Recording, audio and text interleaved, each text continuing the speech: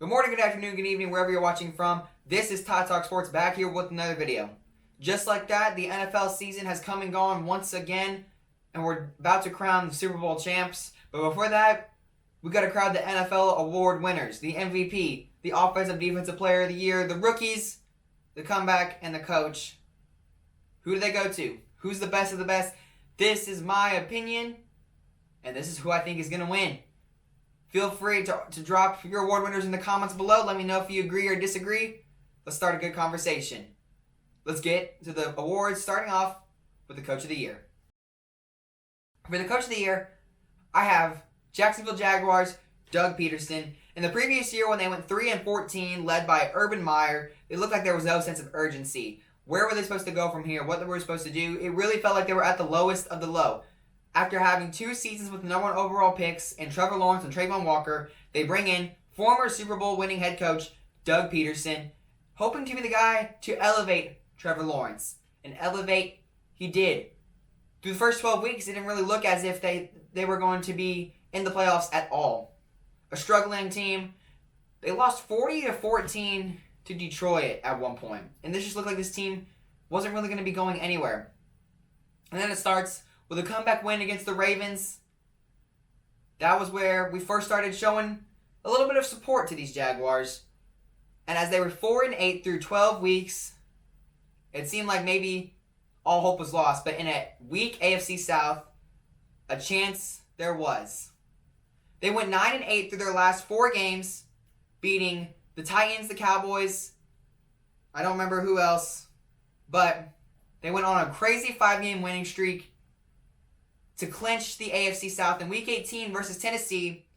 And in their first playoff game, Trevor Lawrence down 27-7, 4 interceptions in the first half. It looked like it could not get any worse, and it did not. One of the craziest comebacks of all time happened on that field, and one of the gutsiest play calls with 1:37 left, actually 1:27, excuse me. We put Travis Etienne and 2 tight ends in the backfield. Trevor Lawrence hands it off for Etienne, who gets a 25-yard gain and seals the deal. The Riley Patterson walk-off field goal. Yes, to be then eliminated by the Kansas City Chiefs. This team's got a bright future. Very bright future. I think Trevor Lawrence will be in MVP conversations potentially next year. Underrated receiving core. I really like what Doug Peterson has done there. And if this team keeps getting better, we could see them around for quite some time. For my comeback player of the year, no one saw this coming. Geno Smith.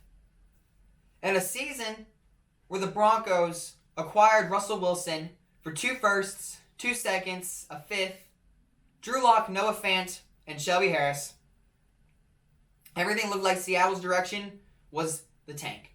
The top of the draft, with QBs Bryce Young and CJ Stroud available, everyone had the lowest expectations for Seattle, and Seattle did more than exceed them. In the first game, Geno Smith outduels the former 12th man, Russell Wilson, to get his first win of the season, and delivers the iconic line of "They wrote me off, but I didn't write back." It seemed like it was going to be a fluke, maybe. That maybe it was just a week 1 jitters. There was a lot of factors in that game, the emotions, the atmosphere. No one really was sold. Until we were. Right back, he did not. Geno Smith threw for 4,282 yards, which was 8th in the league, 30 touchdowns, and 11 interceptions for a 60.7 QBR rating. Made the Pro Bowl, made the playoffs. What a year for Geno and the Seattle Seahawks. No one expected this. No one expected them to be here in the playoffs with a Pro Bowl quarterback, and now he's looking at a big-time money extension. Geno will not write back. Now to the Defensive Rookie of the Year.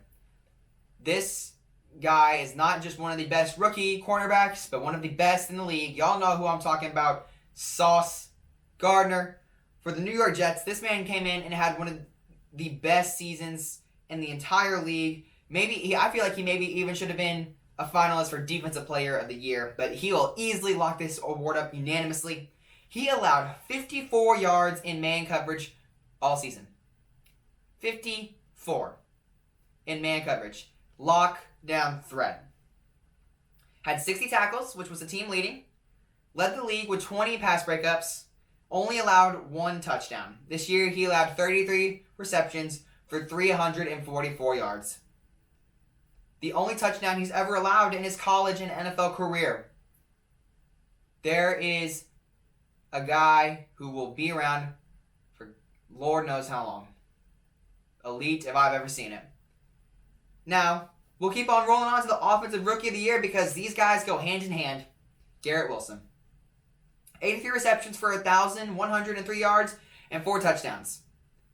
Pretty good numbers right there. And now, let's look at the Jets quarterback situation. We had a love triangle quarterbacks between Zach Wilson, Joe Flacco, and Mike White. Not many receivers could do what he did with 3 quarterbacks, let alone let him be a rookie. He's got so much potential. He's a great deep threat, has such great run after the catch. He's going to be a great receiver, and just wait, because the Jets are looking to add an elite quarterback in this year's offseason. Aaron Rodgers, Derek Carr, Lamar Jackson, who knows? If they get one of those guys, the Jets will be in Super Bowl contention. I really like Garrett Wilson, Sauce Gardner. This team is young, and this team has a very bright future as long as they can get that piece underneath the center. On to the Defensive Player of the Year. It's pretty straightforward. This man had 18.5 sacks, 2 forced fumbles, 63 QB pressures, and 22 tackles for losses. Number 97 of the San Francisco 49ers, Nick Bosa. He is a game changer. He is a superstar, and he locks up this award by miles. Best edge rusher in the league.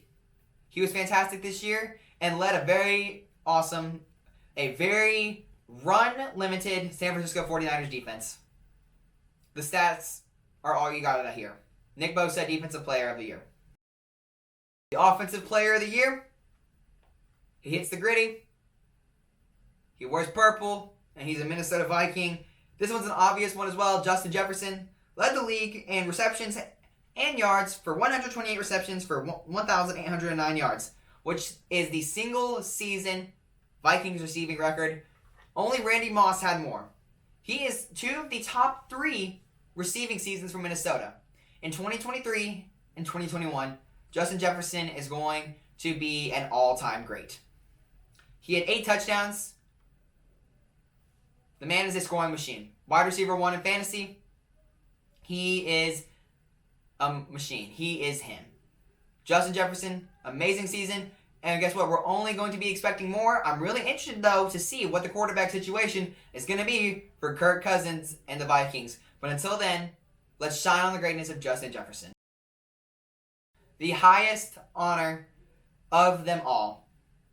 The NFL MVP Award. In a season where he lost his best receiver, people doubted him.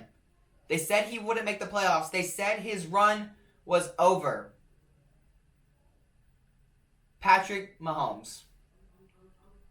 One of the lowest off seasons and one of the most shocking off seasons, where they moved Tyreek Hill in a trade to Miami.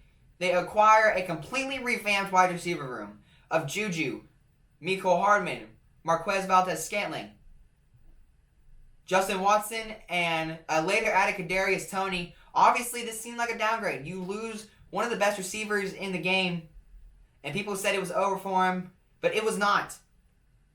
He had 5,250 yards. That is the 4th most single yards in a season for 41 touchdowns. Both of those were first in the league this year at 12 interceptions. Mahomes got better. He got better after losing a top receiver in this league. And now he is playing for the Super Bowl once again in Arizona this weekend. Tied with Philly for the best record in the league at 14-3. He cannot be stopped.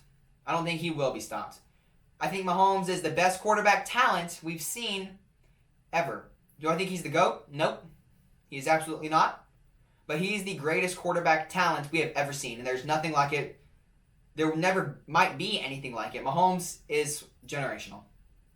He's going to win his 2nd MVP. I won't be surprised to see him lift his 2nd Lombardi trophy. And that's the end of the video. So excited to watch Super Bowl 57, where I think this could be one of the most high-scoring offenses ever. It's going to be a lot of fun. I'm really excited to watch this game. I was really thankful to be able to watch it with you guys, cover some of it, and just be around.